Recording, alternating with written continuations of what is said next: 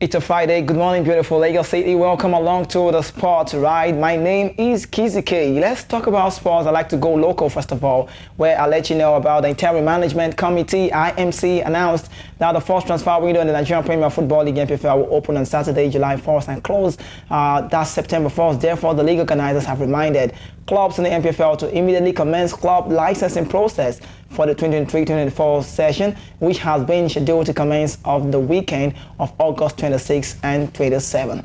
Following the submission of the season's report by the Interim Management Committee, I'm talking about IMC, to the Nigerian Football Federation, NFF, clubs that qualify for the CAF club competition were invited to commence their procedures with the NFF in line with CAF Club Licensing Regulation 2022. The IMC also advised all participating clubs to take advantage of early completion of the process, as it warned that only clubs that have been licensed will also be registered for the new season coming up. I cannot wait to see the NPFL come back again. I crave to see that happen, but in a memo by the IMC head of operation, Davison Owome, informed the club to contact the NFF license manager, Mr. Nasiru Jibril, and Queen Yu Otarakpo for further information on the club licensing procedure. The club that qualified to represent Nigeria in CAF club competition are Enyimba International and Remo Stars for the CAF Champions League, while Rivers United, Bendel Insurance will play in the CAF Confederation Cup. The 2023-2024 NPFL season will be reverted again to be normal in the season after the league organizers adopted the abridged format back in 2003 to keep the 2023, to keep the CAF deadline day moving. So we have to see this happen. The NPFL is quite interesting. I think I love what I saw. Let me say, if we continue this way, I want to believe sponsors will actually come into what we do. We saw the GTI, how well it's been. I'm not really a fan of the NPFL, regardless of me playing for Kwara United over time, for like 2 seasons, but we know about the home syndromes. We know about everybody want to win at home, but right now it's a different ball game. We've seen how it's been done. Bendel Insurance got so many unbeaten games, a winning streak, unbeaten runs, and the league is different. I think I must commend the IMC. I should also want to commend the NFF, Ibrahim Musa Kuzari, His Excellency. I want to say a big shout out to this side because they've done well. What we saw now, the officiating is cool. It's right. We don't see where just when you go away, you don't get results. This time around, you could actually get away. It's about the winning side, more like we see in the European football. And I believe if they continue this way, the sky will not just be the limit, but rather the stepping stone, because I want to see us out there. I want to see us keep going higher. I want to see the NPFL. I mean, right now it's not on TV, so the kids can actually get who plays for Remo Star, who is the shooting star. I have a favorite player at Rivers United and Enyimba. But you talk about the NPFL, congratulations to Enyimba, who are the champions. Moving away from that, let's talk about the Super Eagles. It doesn't sound to be good news, because we are 40th in the log. Talk about the top countries in the world of football. We are 40th in the world, but just a point up. Nigeria has moved up to a place in the latest FIFA men's ranking for June. According to report, the Super Eagles were ranked 40th in the world in the ranking released in May, gained 6 points and moved to 39th. Sounds very shambolic to me. The Eagles' rise in the ranking was largely due to the impressive performance in the recent African Cup of Nations game qualifiers against the Lone Stars of Sierra Leone in the mount under review. Jose Pesero's men defeated Lone Stars 3-1 in a game played in Liberia, that's Monrovia to be exact. The win also saw them book a spot in next year's AFCON bill to hold in Ivory Coast. FIFA last announced that the ranking for men in April, with the Eagles ranked 40th. On the African continent, 3-time African champion remain in top 6, which is back post for them, as it means they will be amongst the top seeds while the AFCON draw is conducted later in 2023. Meanwhile, Morocco remains African #1 nation, sitting in the 10th place in the world ranking. They are also followed by Senegal 18, Tunisia 31, Algeria 33, and Egypt come 34 respectively. Globally world champion Argentina of Lionel Messi is still the #1 ranked nation, ahead of France, Brazil, England, and then Belgium. So what's my yardstick on this? Do I have a say on this? Of course I do. I'm not going to let it slide. Yes, what's my take? My take is that when are we going to be in the top 10? Croatia is in the top 10, Spain is in the top 10. When are we going to be there? Even Morocco, that did well at the World Cup, breaking the records of the African barriers, getting up to that phase, still number 13th.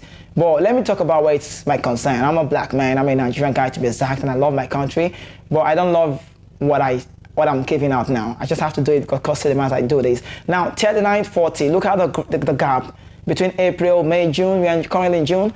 And the Nigerian Super Eagles team, we say we're the African champions. I would not agree with anyone come to my face and tell me we're African champions.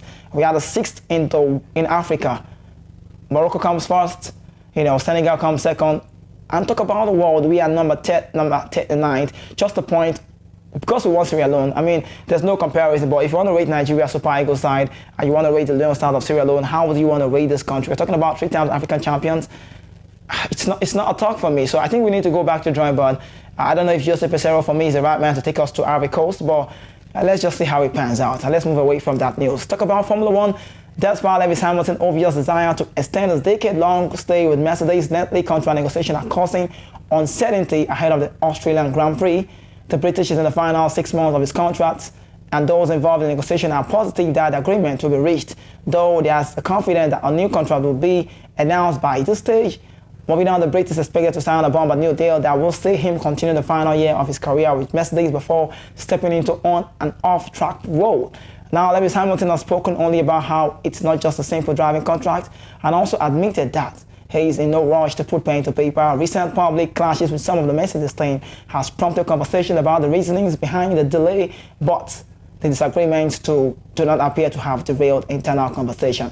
Regardless, Hamilton's future has major implications for Mercedes, and if an agreement is not reached with the 38-year-old, then the Red Arrows will need to begin their search for a new driver. Some Formula One stars are already weighing up their options, and very few will be considering that there could be a potential vacancy with the Mercedes. The big brands, the Mercedes.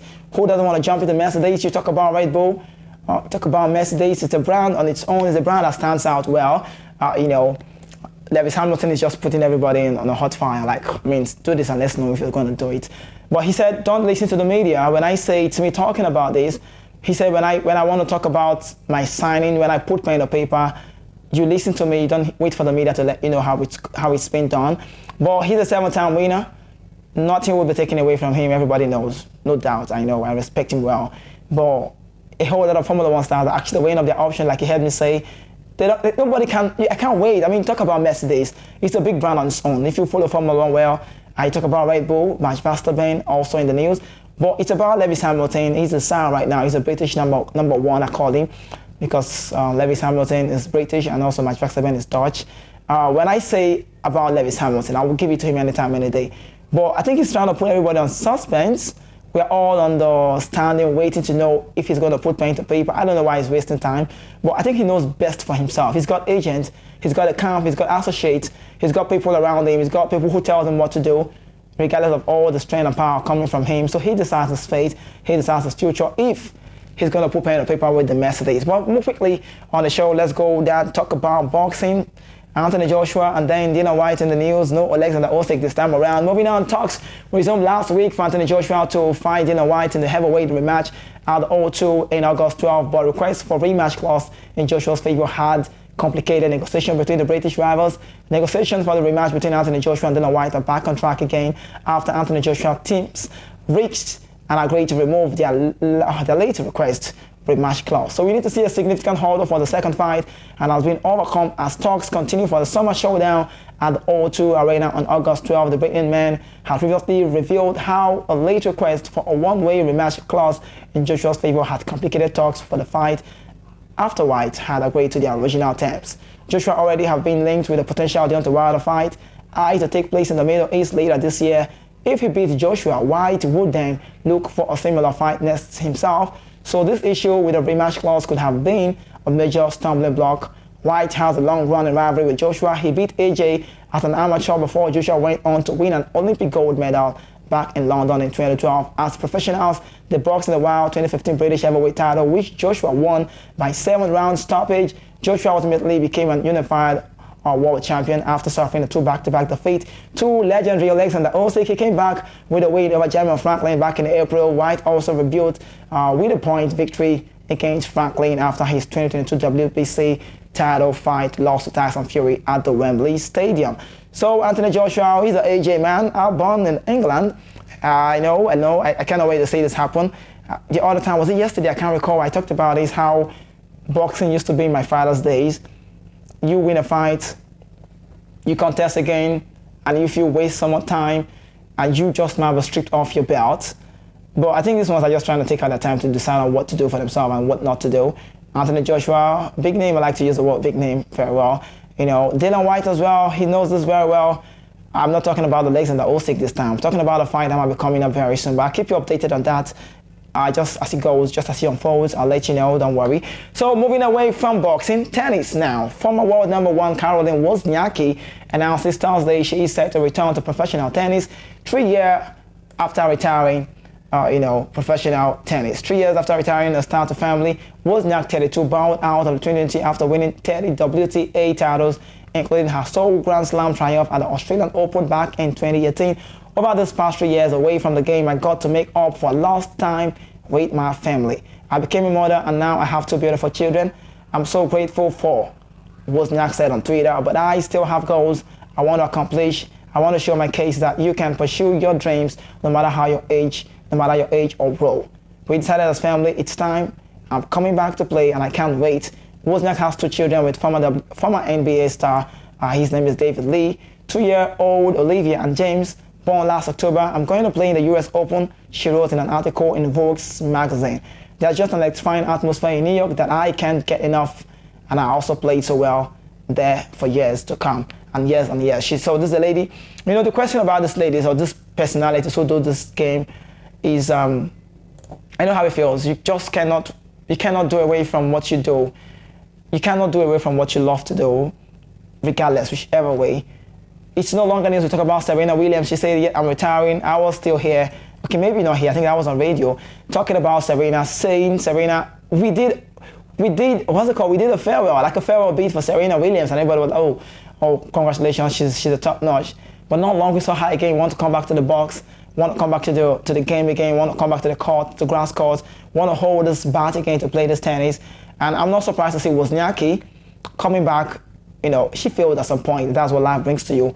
And she has gone back to the drawing board. She's coming better now. She has 2 kids with David, the NBA star. And now she's coming back to say, yes, I need to come back. I mean, just like she's trying to let everybody know, you can be away for a while, but you have to pursue your dreams. Just like she says, she's like trying to make a lesson for her kids. But still talking about tennis, Novak Djokovic, 36, gave a straight-faced response to a request to repeat his Wimbledon tradition after his win over Francis Tiafoe at the Hurley Camp Club on Thursday. Djokovic has regular forgone playing in a warm-up grass event before Wimbledon, and it worked wonders for him in recent years. The 36-year-old has not lost a match at the British Grand Slam since 2017, having won the last 4 tournaments held. He's once again the favorite. Now heading to the next week, and he has made his return to the court earlier in the day on Centre Court. The All England club broke with tradition last year to allow limited pre-tournament parties on both centre of the number 1 court. Wimbledon now explained it was a move to try and prevent more slips and injuries in the early rounds of the tournament due to a surface not being broken in. But you need to know Djokovic doesn't seem to be a huge fan of the tradition being abandoned, as he admitted it's still a little strange to be practicing on centre court before the tournament. Not long after Djokovic returned to the Wimbledon court, Djokovic was back in action for his first match since winning the French Open earlier this month. Novak Djokovic, big name, big celebrity. But let me jump away from that golf time now, my friend, and talk about football. I like to wrap up the show with football news. I don't know what club you're fan, what club do you support, how well have your club gotten to sign players for themselves. The transfer window is just like 2 weeks old now, and we keep moving up to see who will be making this transfer. It's business, it's about revenue.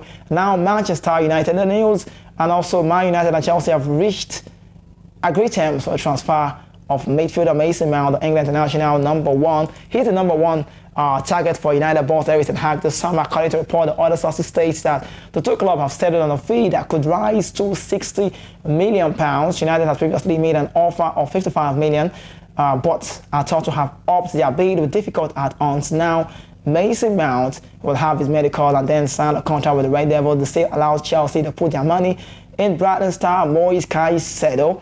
So, okay, Mason Mount, a move away quickly. Yes, okay, welcome development for Manchester United, Erik ten Hag. This is just what he wants for himself. I think Mason Mount has been the priority of the club. We want to get to sign Mount. If you're not signing Mount, you're not going to rest. £55 million, does this sound big to you? Maybe, is it really worth the amount?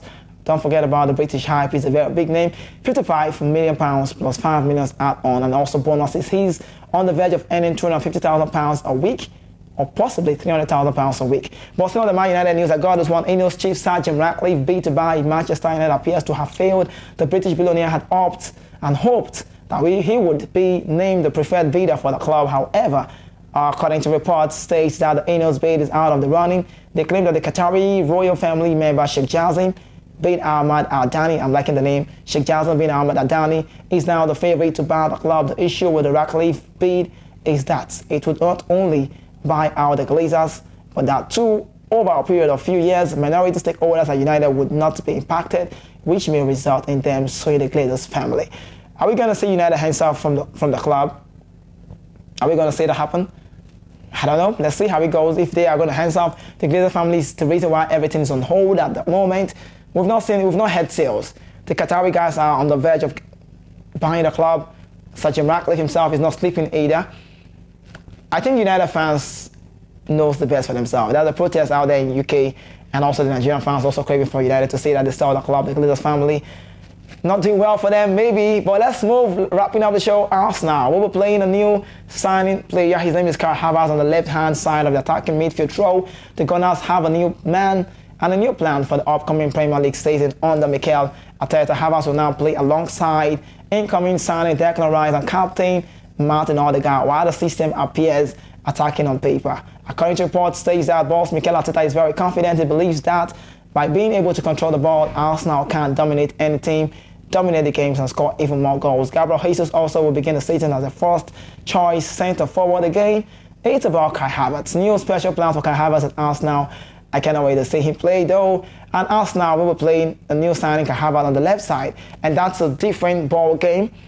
I think the good thing about Kai Havertz coming to Arsenal, or return to Arsenal, or coming to Arsenal, not better word, coming to Arsenal, is the fact that he's going to play in a role where he wants to play, a role that suits him more, a role that he feels very confident and comfortable.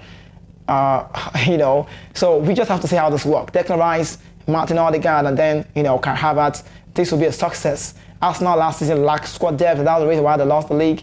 But that's just what it is. We have to hope and wait to know what happens. Also, lastly, Manchester United star Bruno Fernandes would love to see a young French forward join the club. The Portuguese attacking midfielder Bruno Fernandes is the name who will be able to welcome Mason Mount to their squad in the coming days. Spoke about Randall Colomani, the Frenchman who was shining at Eintracht Frankfurt, is being linked with the United. Asked about the striker, Fernandes told report that Colomani, I think he's doing really well. We saw it in the World Cup that he was good, but I think now during the season he's been doing even better. United also are chasing the likes of Victor Osimhen, Nigerian prolific #1 man, Dusan Vlahovic, and then Ramos Højlund. And this is where I have to call it a wrap. My time is far gone on the show. I need to run now. I need to go. Thank you so much. It's a Friday with a feeling. I'm very happy to be reaching out to you, but I hope to return back again for you right here on Monday to give you all the updates, as this remains my priority. My name is Kizuke. Have a great weekend. Bye-bye for now.